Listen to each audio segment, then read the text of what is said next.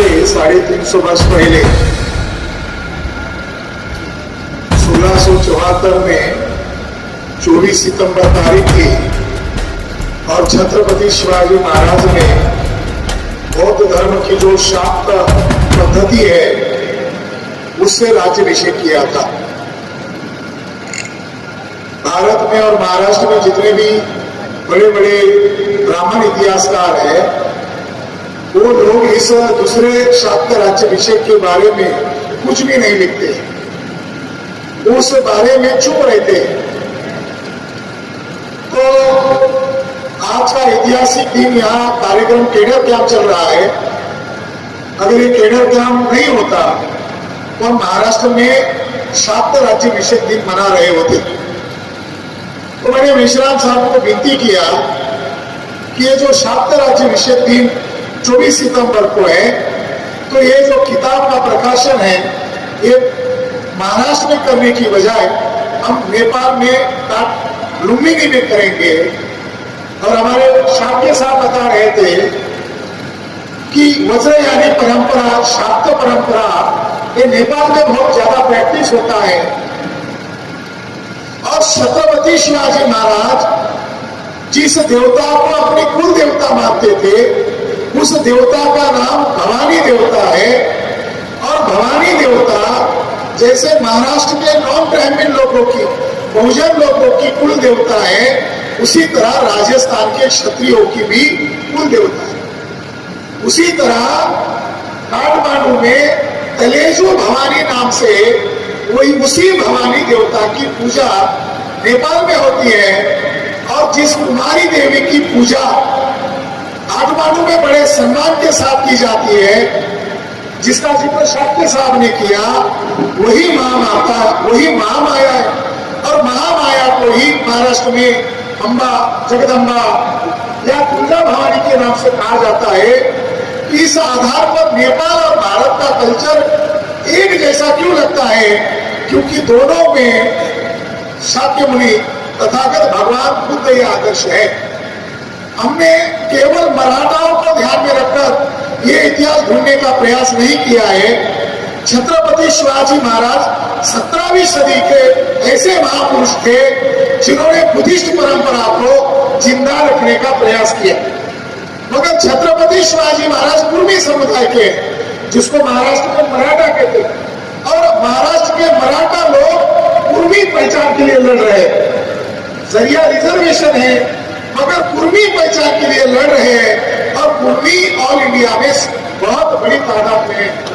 अगर छत्रपति शिवाजी महाराज का connection Buddhist परंपरा से है तो इसका मतलब यह है कि ब्राह्मणों ने, खासकर कि आरएसएस ने, बीजेपी के लोगों ने जो फेक राष्ट्रवाद, काल्पनिक राष्ट्रवाद हिंदू या हिंदुत्व के नाम पर प्रचार में लाया, वो ब्राह्मण लोग इसके पीछे जानते हैं कि शिवाजी महाराज का कनेक्शन किसके साथ है।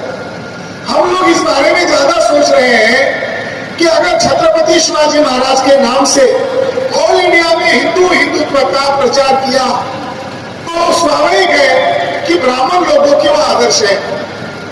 अगर हिंदुत्व के प्रचार के लिए शिवाजी महाराज का ऑल इंडिया में प्रचार किया तो उन्हीं ब्राह्मणों ने 2002 में छत्रपति शिवाजी महाराज के खिलाफ एक किताब लिखी।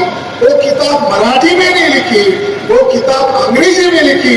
और छत्रपति शिवाजी महाराज की कितने लेवल पर बदनामी किया, इतने लेवल पर बदनामी किया कि छत्रपति शिवाजी महाराज का बाप शहाजी भोसले न दिखाकर, उनके जो ओरिजिनल पिता है उनको उनका पिता न दिखाकर दादू कोंडदेव नामक ब्राह्मण को बायोलॉजिकल फादर घोषित किया। इसका क्या संदेश जाता है? जो ब्राह्मण लोग शिवाजी महाराज को आदर्श प्रस्तुत करके हिंदू और हिंदुत्व का प्रचार कर रहे थे, उन ब्राह्मण लोगों ने 2002 में किताब के रूप में अपनी असलियत दिखा दी। और वो किताब जेम्स लेन नामक एक व्यक्ति ने लिखी जो अमेरिका का था, मगर उसका वास्तविक राइटर पुणे का ब्राह्मण था, पुरंदरे। और ये पुरंदरे आरएसएस का फुल टाइमर था एक समय। तो आरएसएस के लोगों ने छत्रपति शिवाजी महाराज का बाप क्यों बदला, ये सवाल हमारे मन में चुभ रहा था। था। सवाल का जवाब अब हमें मिल गया कि ब्राह्मणों को मालूम है कि छत्रपति शिवाजी महाराज का कनेक्शन बुद्धिज्म के साथ है। ये बात उनके मन में खल रही थी। इसी की प्रतिक्रिया में उन्होंने उनका बाप बदला। साथियों, छत्रपति शिवाजी महाराज कैसे संबंध है? शिवाजी महाराज का बुद्धिज्म के साथ संबंध क्या है? तो पहले नंबर का सबूत है कि वो जिस देवता को अपने कुल देवता मानते हैं वो भवानी देवता, ये भव सागर पार करने वाली देवता है, ये संसार चक्र से मुक्ति दिलाने वाली देवता है। इसको बुद्धिज्म ने प्रज्ञा देवी कहा है, अंग्रेजी में विजडम गॉडेस कहते हैं, तो पराजिता देवी कहते हैं। ये प्रज्ञा देवती ही भवानी देवता है। ये पहला सबूत है। नंबर 2 का सबूत यह है कि छत्रपति शिवाजी महाराज अभिवादन में जिस शब्द का प्रयोग करते थे वो शब्द जोहार शब्द है। जोहार शब्द कौन कौन बोलते हैं? जोहार शब्द जो है छत्रपति शिवाजी महाराज जोहार शब्द का इस्तेमाल करते थे। आदिवासी लोग भी जोहार शब्द का इस्तेमाल करते हैं। झारखंड का अगर टीवी चैनल देखोगे तो वो एंकर जोहार से शुरुआत करते हैं। यानी केवल आदिवासी ही नहीं जोहार बोलते हैं, आदिवासी बहुल जो राज्य है वो टीवी चैनल पर आम प्रचलन में जोहार है। और राजपूत लोग भी जोहार शब्द का इस्तेमाल करते थे। जोहार शब्द कहां से आया? योद्धार ये शब्द है